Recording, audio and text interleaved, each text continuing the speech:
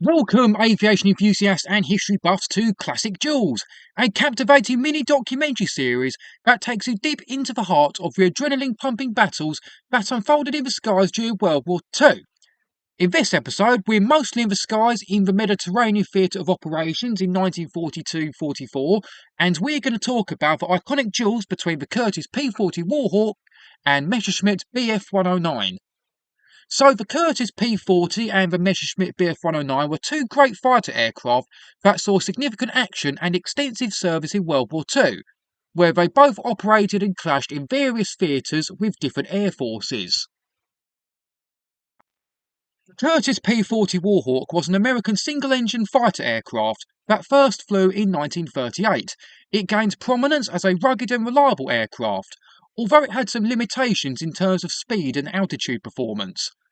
The P-40 was used by various Allied air forces, including the American, British and Soviet air forces. It played a significant role in the early years of the war, particularly in North Africa, the China-Burma-India theatre, and the Pacific. The Messerschmitt BF-109 was a German World War II fighter aircraft, and was one of the most widely produced and used aircraft by the Axis powers. It first entered service in the mid-1930s and went through various upgrades throughout the war. The BF-109 was known for its high altitude capabilities, speed and firepower, making it a formidable adversary for any Allied aircraft. P-40 and BF-109 faced off in various theatres including North Africa, the Mediterranean and the Eastern Front, and they first clashed in June 1941. One notable theatre where the P-40 and BF-109 faced off was North Africa. The North African campaign saw intense aerial combats between the British Royal Air Force and the United States Army Air Force against the German Luftwaffe and Italian Regia Aeronautica. These encounters occurred during the Western Desert Campaign and the Battle of El Alamein, and the Allies often engaged the BF-109 in dogfights over the deserts of Egypt and Libya. While the P-40 was a rugged beast with better range, tighter turn radius and mostly heavier armament, the encounters were often challenging for the P-40 as the BF-109 had superior speed and altitude capabilities, so the P-40 pilots had to get used to and expect to be attacked from above by the BF-109s, from where they'd usually turn into the fight to take on the German fighters.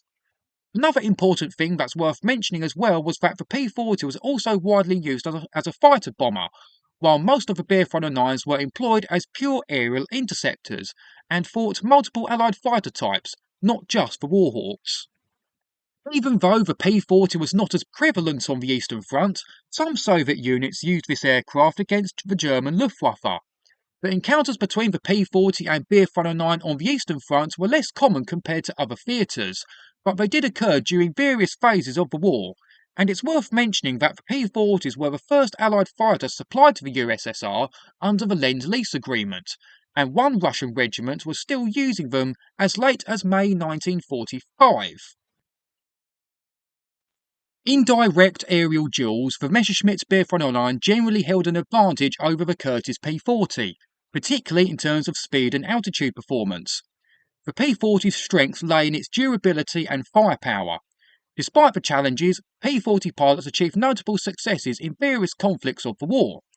It's essential to note that the dynamics of aerial combat were influenced by numerous factors, including pilot skill, tactics, and the overall context of the war. Both the Curtiss P-40 and the Messerschmitt BF-109 played significant roles in shaping the air war during World War II, and their encounters added to the complexity of aerial combat during that era.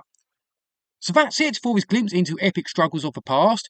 If you haven't already, make sure to subscribe to this channel and hit that notification bell so you can stay up to date with more riveting tales of aviation history, etc. Check out the two videos at the end, or my CD reviews, or even the playlist I've created. Cheers!